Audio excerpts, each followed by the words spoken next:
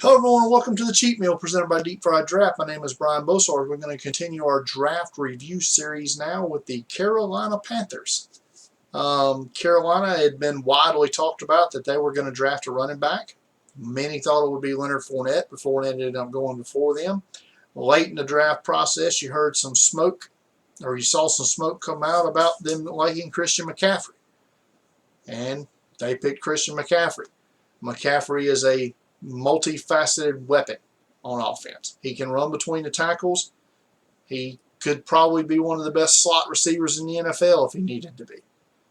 He's definitely an asset in the return game.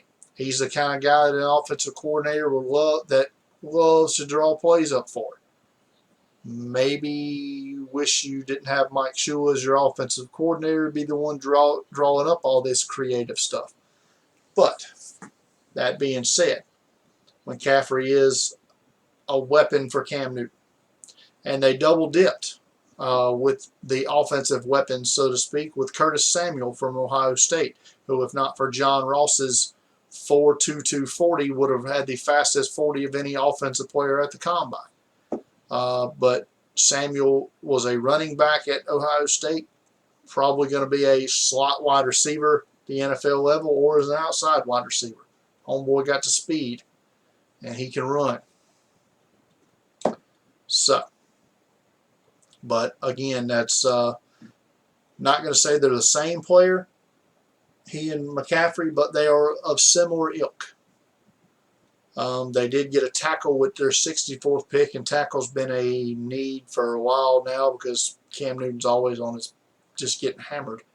But they come back with Taylor Moton, offensive tackle from Western Michigan. He was one of the risers coming out of the Senior Bowl. I thought he might have had to move inside the guard before I saw him play tackle at the Senior Bowl, which he was very successful during the week there. Their third round pick, I thought they added a good value pick with their edge rusher Deshaun Hall from Texas A&M. Hall was in the shadow of Myles Garrett for most of his, not all of his entire career, or most of his career with Texas A&M. But he's also a highly productive player. Against South Carolina this year, Myles Garrett didn't play. Hall took over the game. So I think as a number 3 in for them to start out with, he eventually grows into a starting role. Their 5th round pick, they drafted 3 corners last year. They come back with another one this year, and not dissimilar from Devontae Casey is Corn Elder from Miami, a guy who better in a cover 2 type scheme, maybe as a nickel corner, but don't ask him to be a press man corner.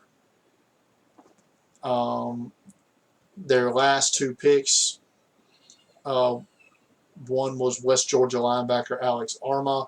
I don't know anything about him.